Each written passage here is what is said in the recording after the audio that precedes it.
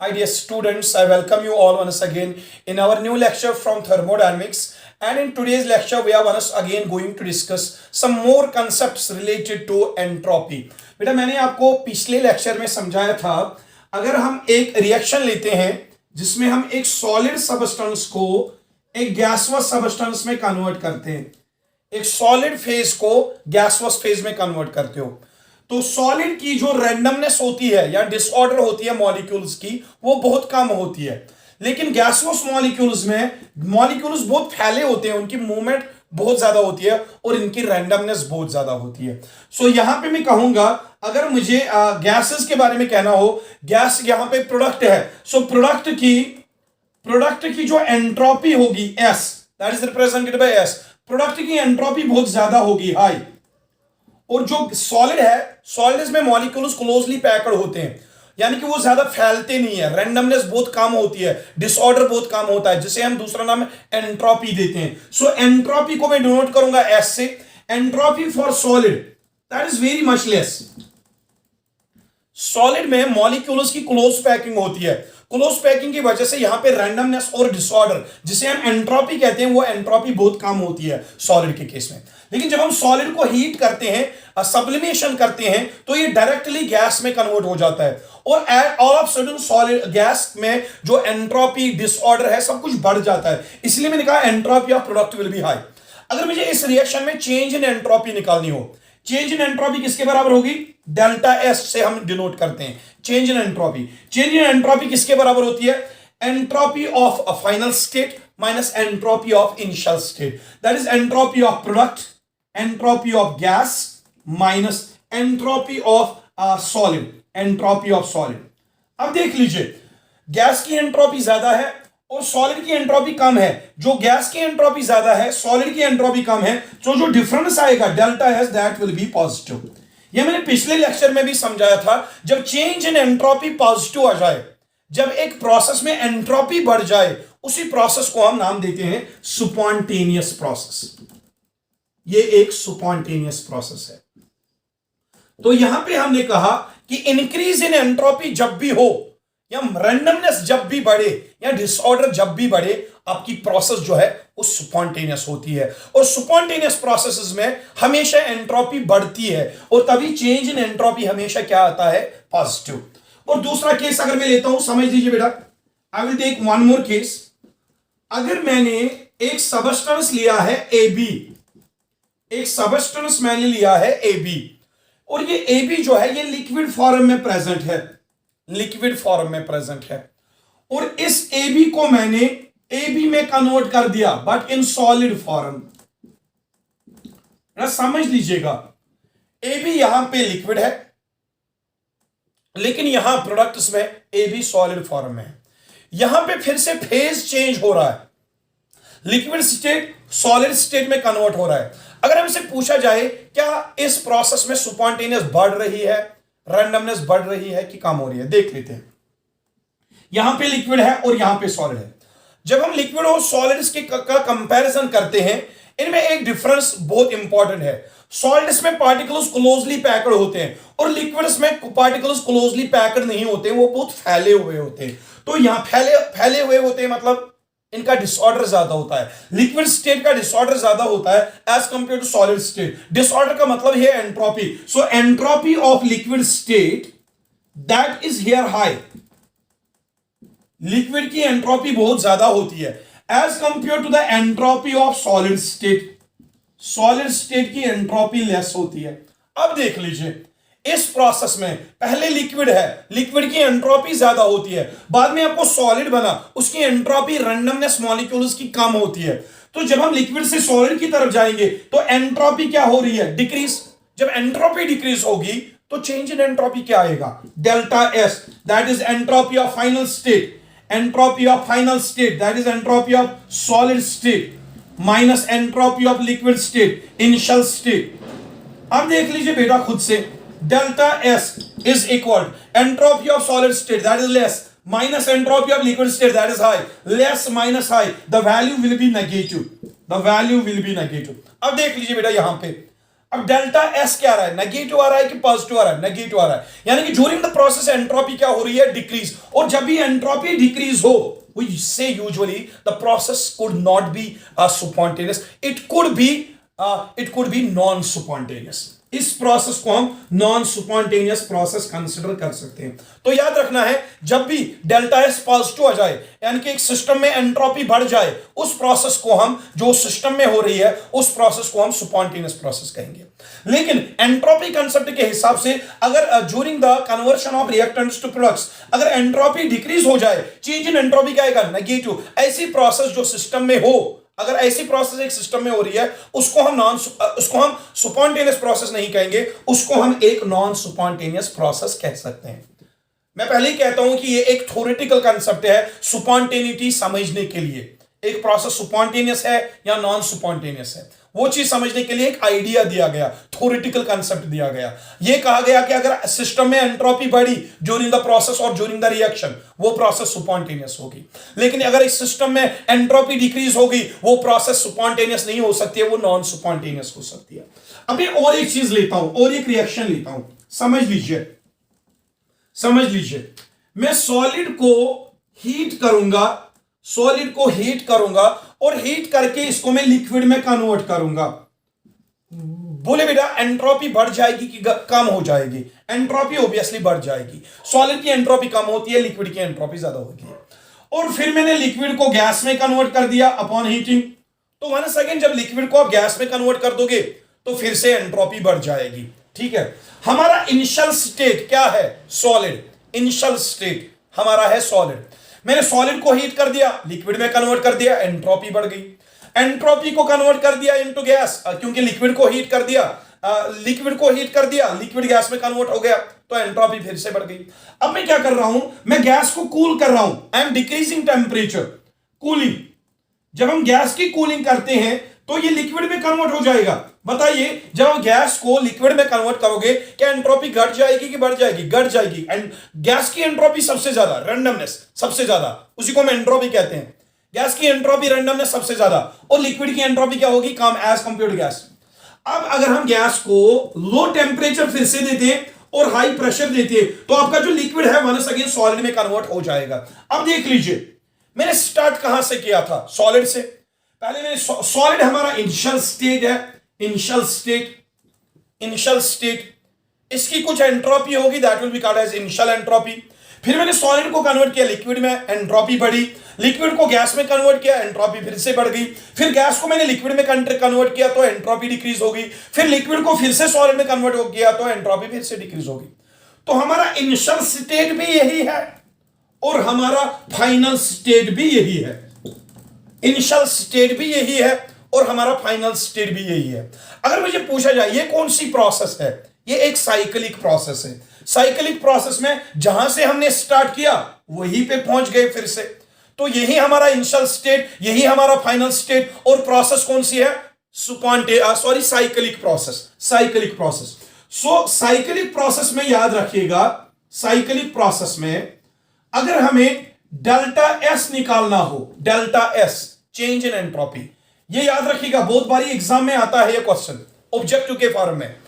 अगर एक cyclic process है, साइक्लिक प्रोसेस में अगर चेंज इन एंट्रोपी मालूम करना हो, चेंज इन एंट्रोपी किसके बराबर होता है, final entropy minus initial entropy, यानी कि S final minus S initial, यानी कि फाइनल स्टेट की एंट्रोपी माइनस इनिशियल स्टेट की एंट्रोपी। लेकिन यहां पे फाइनल स्टेट भी यही है, इनिशियल स्टेट भी यही है। जो इनिशियली एंट्रोपी होगी वही फाइनल एंट्रोपी भी होगी। So S final will be equal to S initial, so S final minus S initial that will be equal to 0। तो याद रखिएगा, for cyclic processes change in entropy is always equal to 0 because change in entropy is equal to final entropy minus initial entropy. In case of cyclic process, the initial and final state being same, that means delta S will be 0. इस process में कोई भी entropy change overall नहीं होगी। ये चीज आप याद रखना, ये चीज आप याद रखना। अब देख लीजिए, मैं आपको एक चीज समझाता हूं यहां पे, और एक कंसेप्ट समझाता हूं मैं। एक और प्रॉपर्टी समझने हैं एंट्रोपी के रिलेटेड। देख लीजिए बेटा, जो एंट्रोपी है ये एक एक्सटेंसिव प्रॉपर्टी है, एक्सटेंसिव प्रॉपर्टी, ये चीज आप याद रखिएगा। Entropy of the system, it is an extensive property. कहने का मतलब क्या है, अगर एक सिस्टम में अमाउंट ज्यादा है तो उस सिस्टम की एंट्रोपी भी बहुत ज्यादा होगी। अगर सिस्टम में नंबर ऑफ मोल्स कम है, यानी कि अमाउंट कम है, तो उस सिस्टम की एंट्रोपी भी कम होगी, क्योंकि ये एक एक्सटेंसिव प्रॉपर्टी है। एक्सटेंसिव प्रॉपर्टी हम उस प्रॉपर्टी को कहते हैं जिसका value on the size of the system या on the number of moles present in the system उस पर डिपेंड करे। चलो मैं एक एग्जांपल समझाता हूं, एक एग्जांपल दे देता हूं मैं। I will take one reaction, देख लीजिए। I will take one reaction, CaCO3 calcium carbonate, ये ओनली वंस प्रेजेंट है, तो इसके बदले में लिखूंगा 1 mole. Only 1 molecule is present और इसके बदले में लिखूंगा 1 मोल। अगर हम इसको हीट करते हैं, हीट करने से कैल्शियम कार्बोनेट किस में कन्वर्ट हो जाता है, कैल्शियम ऑक्साइड में, और साथ में कार्बन डाइऑक्साइड भी रिलीज हो जाता है। अब देख लीजिए, 1 mole of calcium carbonate when heated it undergoes decomposition and forms 1 mole of calcium oxide CaO and 1 mole of carbon dioxide। अब देख लीजिए, सिस्टम में पहले कितने मोल्स थे, 1 मोल रिएक्टेड, और जब उसको आपने हीट कर दिया, उसने प्रोडक्ट्स बना दिए। टोटल कितने मोल्स प्रोडक्ट बने, 1 mole calcium oxide, 1 mole carbon dioxide, total आपको 2 मोल्स ऑफ प्रोडक्ट बने।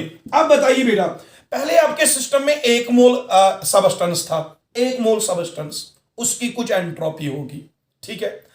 लेकिन जब आपने उस सबस्टेंस को हीट कर दिया, उसमें से 2 मोल्स प्रोडक्ट्स बन गए, और जितने मोल्स ऑफ प्रोडक्ट ज्यादा बनेंगे उतनी एंट्रोपी बढ़ जाएगी। कहने का मतलब यह है कि एंट्रोपी का जो वैल्यू है वो नंबर ऑफ मोल्स चेंज होने से चेंज होता है। तो इसका मतलब है जो एंट्रोपी है ना, वो एक एक्सटेंसिव प्रॉपर्टी है।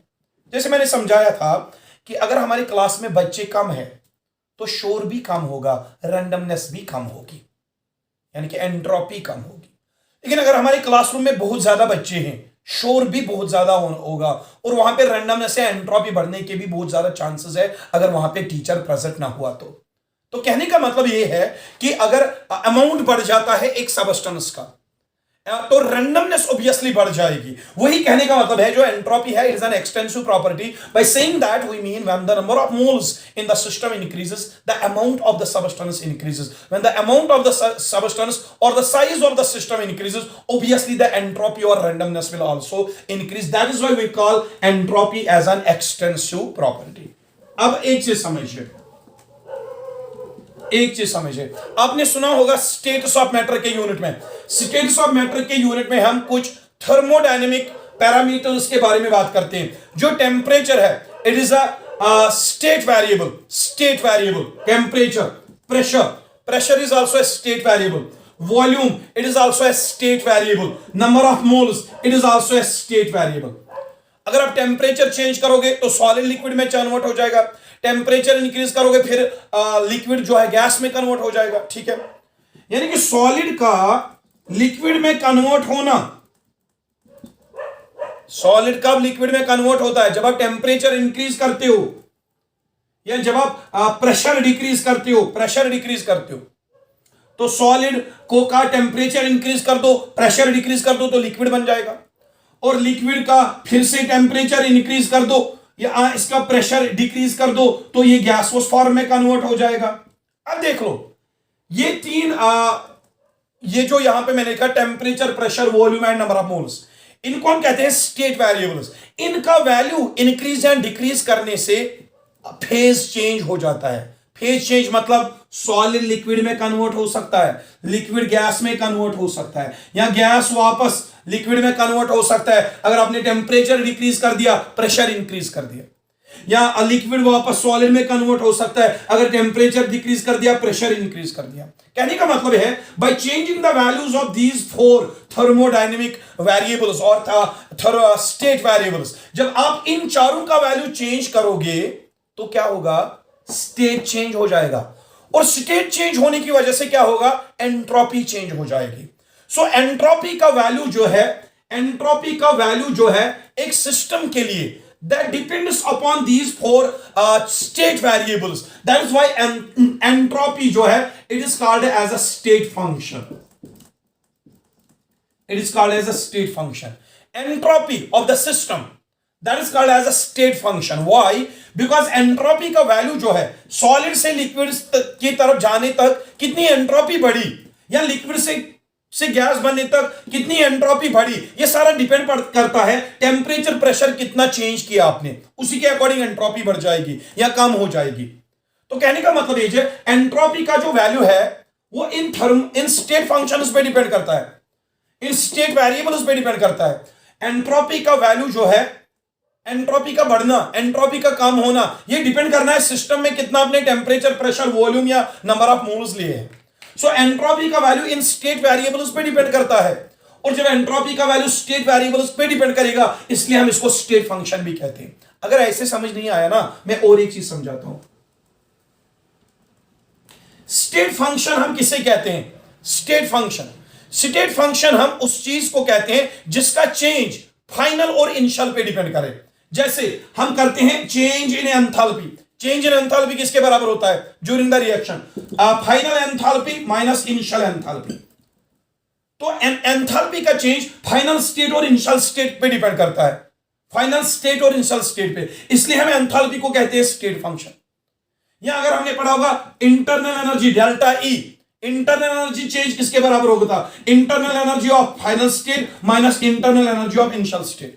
So internal energy का change that also depends upon final state and initial state. That is why internal energy change that is called as state function. Likewise, in the same way, जो entropy है, entropy change delta S that is also equal to entropy of final state minus entropy of initial state.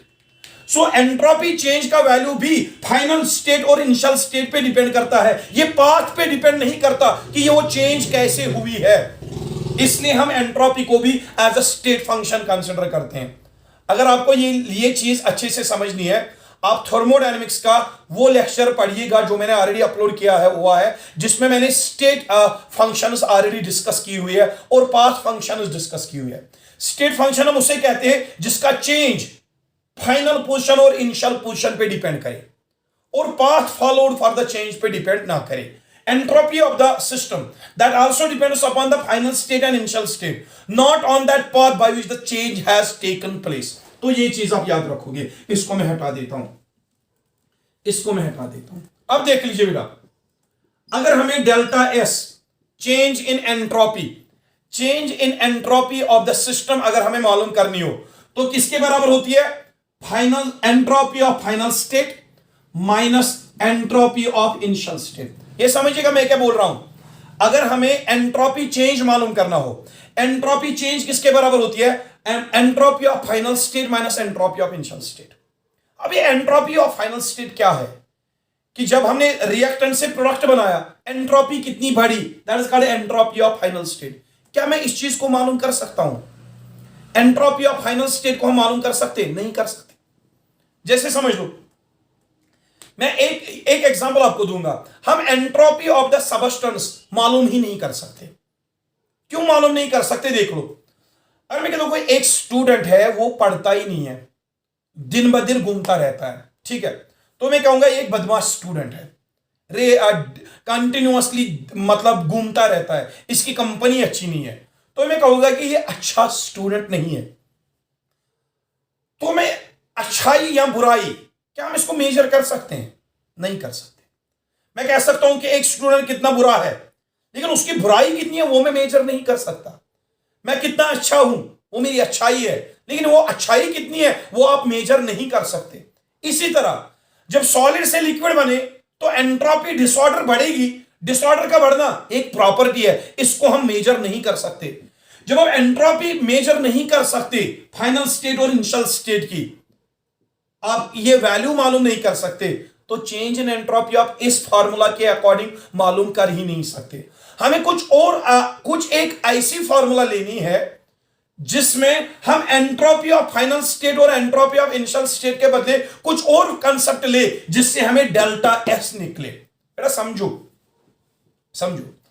For example मैं कहूंगा कि sir Mudassir sir एक अमीर teacher है, ठीक है, मेरे पास पैसे बहुत ज्यादा है फॉर एग्जाम्पल, लेकिन क्या आप बोल सकते हो, क्या ये आप डिटरमाइन कर सकते हो कि मेरे पास कितने पैसे हैं? आपको पता है मेरे पास पैसे है, लेकिन क्या आप वो डिटरमाइन कर सकते हो मेरे पास कितने पैसे? नहीं मालूम कर सकते। क्योंकि मैं आपको अपने जेब या अपना बैंक बैलेंस चेक करने ही नहीं दूंगा। तो आप ये प्रेडिक्ट नहीं कर सकते कि मेरे पास कितना अमाउंट प्रेजेंट है। समझ आ रही है बात। लेकिन आप एक चीज मालूम कर सकते हो, सर मेरा पैसा कितना बढ़ रहा है पर ईयर, वो डिपेंड करता है कि मैं कितना कमाता हूं एक साल में। अगर आपको वो पता चला, आप ये चीज प्रेडिक्ट कर सकते हो कि पर ईयर मेरा कितना अमाउंट इंक्रीज होगा। लेकिन एग्जैक्ट वैल्यू कितना मेरे पास है वो आप डिटरमाइन नहीं कर सकते। लाइकवाइज एंट्रोपी सॉलिड की कम है, लेकिन कितनी कम है वो आप मेजर नहीं कर सकते। और जब सॉलिड से क्या बनेगा, लिक्विड, एंट्रोपी बढ़ जाएगी, या आप कहोगे एंट्रोपी बढ़ेगी, सर कितनी बढ़ेगी वो आप मेजर नहीं कर सकते। सो इनिशियल एंट्रोपी और फाइनल एंट्रोपी को मालूम करना that is very much difficult. Sir हम चेंज इन एंट्रोपी कैसे डिटरमाइन करें, इसके लिए हमें एक कंसेप्ट समझना है। सर डेल्टा एस से change in entropy of the system, इस फॉर्मूला से हम डिटरमाइन कर ही नहीं सकते। हमें कुछ ऐसी फॉर्मूला डिराइव करनी पड़ेगी जिससे हमें डेल्टा एस मालूम हो, लेकिन without the concept of final and initial entropy. देख लीजिए, I am going to take one concept here. So बेटा चेंज इन एंट्रोपी मालूम करने के लिए हम एक कंसेप्ट लेते हैं। देख लीजिए, I will take a system here. मैंने एक सिस्टम लिया है यहां पे। इस सिस्टम में 1 मोल सबस्टेंस ले रहे हैं हम। 1 मोल सबस्टेंस, 1 मोल सबस्टेंस हमने लिया है eight constant temperature. Eight constant temperature एक सिस्टम हमने लिया है जिसमें हमने 1 मोल सबस्टेंस ले लिया eight constant temperature. Constant temperature पे अगर ये 1 मोल सबस्टेंस सराउंडिंग से जो अमाउंट ऑफ हीट एब्जॉर्ब करेगा, समझिएगा बेटा, अच्छे से समझिएगा। 1 मोल सबस्टेंस हमने ले लिया एट कांस्टेंट टेम्परेचर, यानी कि सिस्टम का टेम्परेचर ना तो कम होगा ना तो ज्यादा होगा, temperature is constant. Change in temperature that is equal to 0। लेकिन कांस्टेंट टेम्परेचर में मेरा 1 मोल सबस्टेंस सराउंडिंग से क्यों अमाउंट ऑफ हीट क्या कर रहा है, एब्जॉर्ब। अब जब ये क्यों अमाउंट ऑफ हीट एब्जॉर्ब करेगा, उस क्यों अमाउंट ऑफ हीट एब्जॉर्ब करने की वजह से इस 1 मोल ऑफ सबस्टेंस में अट्रैक्शन कुछ खत्म हो जाएगी, और जब अट्रैक्शन खत्म हो जाएगी उसकी वजह से रिएक्शन हो जाएगी, और रिएक्शन जब हो जाएगी तो एंट्रोपी बढ़ जाएगी।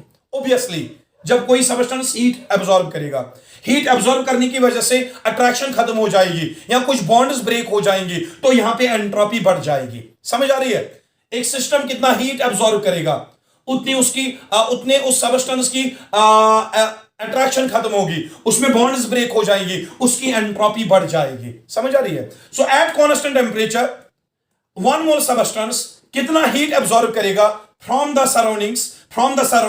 1 मोल सबस्टेंस कितनी एनर्जी एब्जॉर्ब करेगा in the form of heat, वही हीट इसकी एंट्रोपी को क्या करवाएगा, इंक्रीज करवाएगा। लेकिन अगर इसमें से 1 मोल सबस्टेंस जो है, अगर 1 मोल सबस्टेंस क्यों अमाउंट ऑफ हीट लॉस कर रहा है एट कांस्टेंट टेम्परेचर, गेन के बदले eight constant temperature 1 mole substance क्यों अमाउंट ऑफ हीट लॉस कर रहा है। अब क्यों अमाउंट ऑफ हीट लॉस करने का मतलब क्या है, एनर्जी कब लॉस होती है, जब अट्रैक्शन बहुत ज्यादा होती है, तो यहां पे एनर्जी का ज्यादा रिलीज होना, यानी कि अट्रैक्शन बहुत बढ़ रही होगी अंदर। जब अट्रैक्शन अंदर बढ़ेगी तो मॉलिक्यूल्स क्लोज आ जाएंगे, जब मॉलिक्यूल्स क्लोज आ जाएंगे तो एंट्रोपी कम हो जाएगी, change in entropy will be negative. तो अगर सिस्टम ने हीट एब्जॉर्ब कर दी तो एंट्रोपी बढ़ेगी, अगर सिस्टम ने हीट लॉस कर दी तो एंट्रोपी कम हो जाएगी। अब देख लो, मैं एक चीज कह रहा हूं, 1 मोल सबस्टेंस एक रिएक्शन कर रहा है eight constant temperature. During that reaction कुछ अमाउंट ऑफ हीट अगर एब्जॉर्ब हुई तो अट्रैक्शन खत्म होगी तो एंट्रोपी बढ़ेगी। तो कितनी हीट एब्जॉर्ब होगी उतनी ही एंट्रोपी बढ़ेगी eight constant temperature. Eight constant temperature 1 mole substance surrounding से कितना हीट एब्जॉर्ब कर रहा है, वही हीट इसकी एंट्रोपी बढ़ाएगी। सो अगर हमें चेंज इन एंट्रोपी मालूम करना हो, आप ये मालूम कर दो कि इसने कितनी हीट एब्जॉर्ब कर दी, क्योंकि वही हीट इसकी एंट्रोपी को बढ़ाएगा एट कांस्टेंट टेम्परेचर। या अगर 1 मोल सबस्टेंस कांस्टेंट टेम्परेचर पे क्यों अमाउंट ऑफ हीट लॉस कर रहा है, क्यों अमाउंट ऑफ हीट का लॉस होना, मतलब यहां पे अट्रैक्शन हो रही है, अट्रैक्शन होने का मतलब मॉलिक्यूल्स क्लोज आ रहे हैं, मॉलिक्यूल्स क्लोज आएंगे तो रैंडमनेस कम हो जाएगी, एंट्रोपी कम हो जाएगी और इसमें ऑर्डर डेवलप हो जाएगा।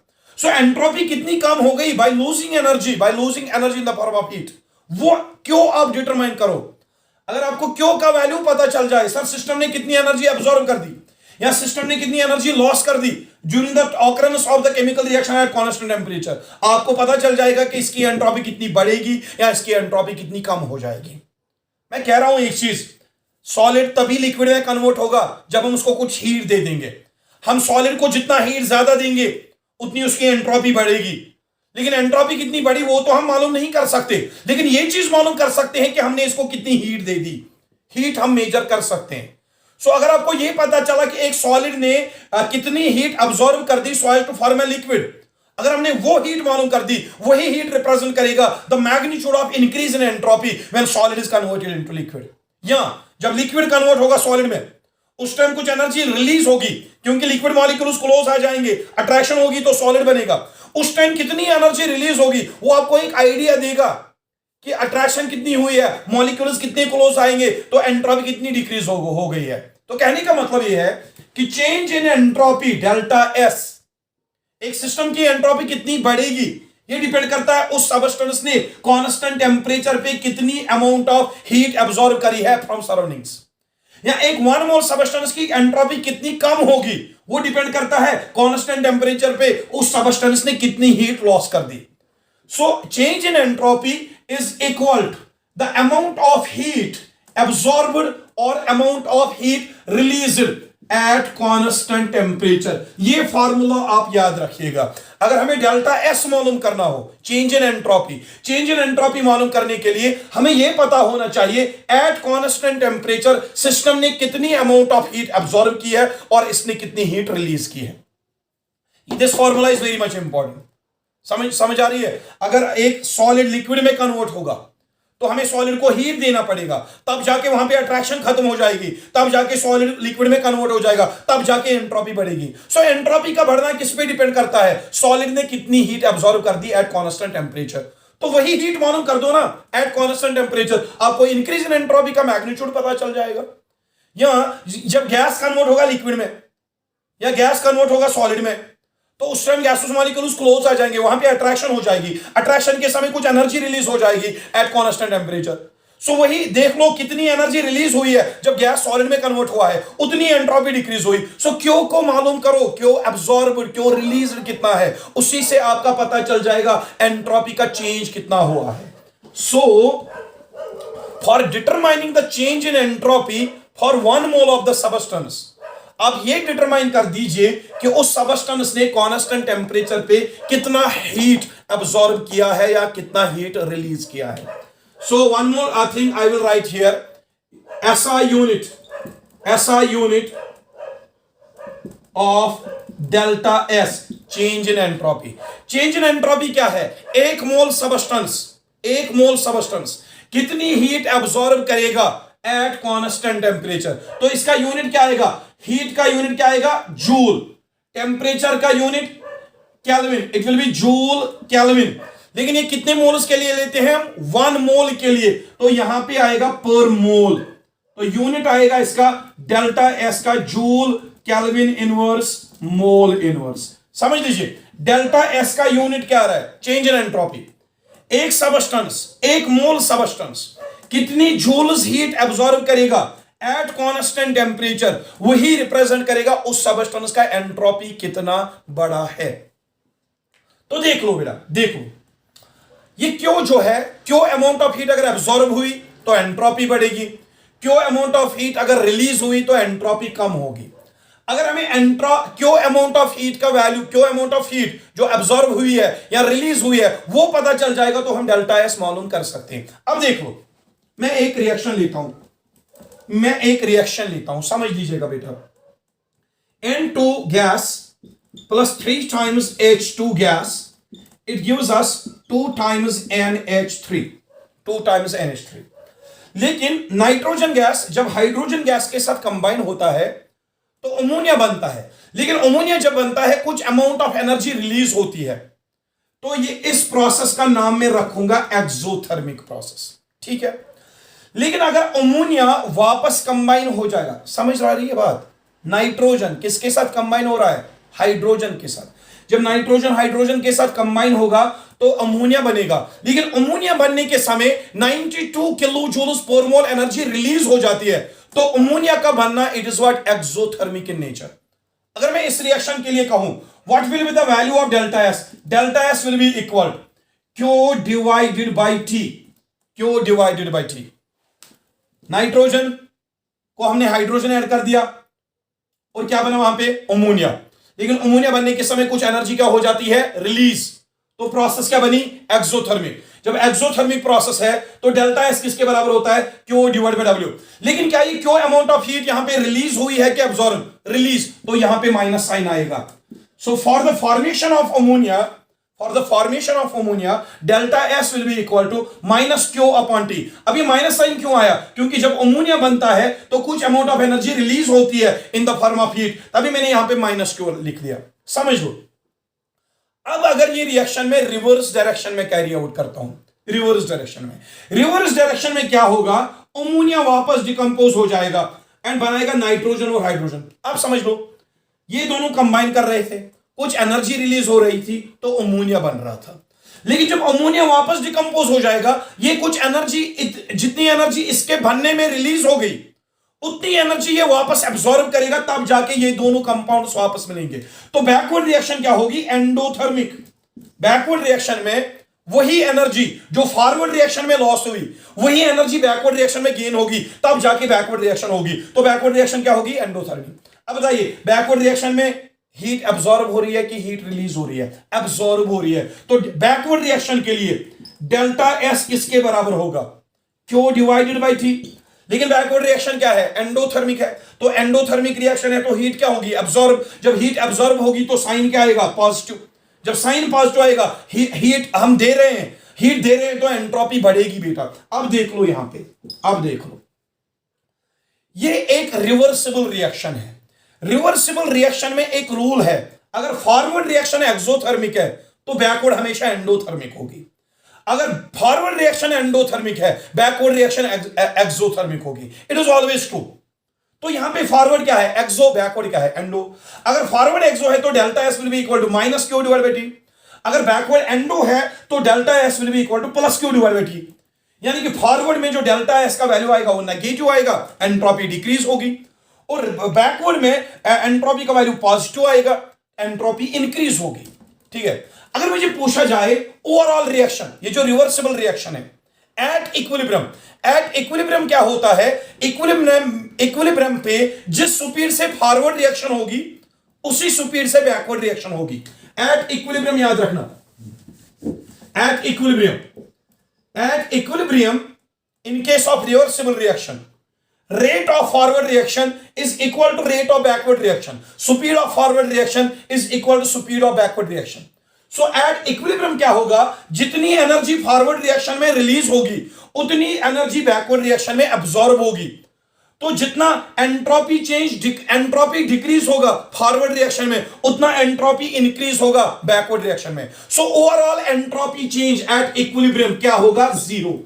At equilibrium in case of reversible reactions total entropy change that is equal to zero। समझ सकते हो, फॉरवर्ड रिएक्शन के लिए एंट्रोपी चेंज क्या आ रही है नेगेटिव, बैकवर्ड रिएक्शन के लिए एंट्रोपी चेंज क्या आ रही है पॉजिटिव। लेकिन जब यहां पे इक्विलिब्रियम एस्टैब्लिश होगा, इक्विलिब्रियम पे rate of forward reaction becomes equal to rate of backward reaction, speed of forward reaction becomes equal to speed of backward reaction. कहने का मतलब है एक्सोथर्मिक रिएक्शन में जितनी एंट्रोपी कम हो जाएगी, जितनी हीट रिलीज हो जाएगी, बैकवर्ड रिएक्शन में उतनी हीट एब्सॉर्ब हो जाएगी, और फॉरवर्ड रिएक्शन में जितनी एंट्रोपी डिक्रीज होगी बैकवर्ड रिएक्शन में उतनी एंट्रोपी इंक्रीज होगी। सो टोटल एंट्रोपी क्या होगा, इसका सम प्लस इसका सम, वो वैल्यू क्या आएगा जीरो। तो इसलिए समझना at equilibrium in case of reversible reactions delta S is also equal to zero. मैंने इससे पहले एक केस पढ़ाया था फॉर साइक्लिक प्रोसेस में भी चेंज इन एंट्रोपी जीरो होता है, और रिवर्सिबल रिएक्शंस में जब इक्विलिब्रियम डेवलप होता है, इक्विलिब्रियम डेवलप होने के समय change in entropy, total change in entropy भी जीरो होता है, क्योंकि फॉरवर्ड रिएक्शन में एंट्रोपी अगर कम होगी बैकवर्ड रिएक्शन में एंट्रोपी बढ़ेगी, और इक्विलिब्रियम में दोनों का मैग्नीट्यूड बराबर होगा और टोटल चेंज इन एंट्रोपी क्या आएगा zero. So these were some important points regarding change in entropy। Inshallah in our next lecture we are going to come with more concepts regarding entropy। Actually मैं आपको बताता चलूं, आप जो thermodynamics पढ़ रहे हैं, आप इसके लास्ट लेक्चर्स पढ़ रहे हो।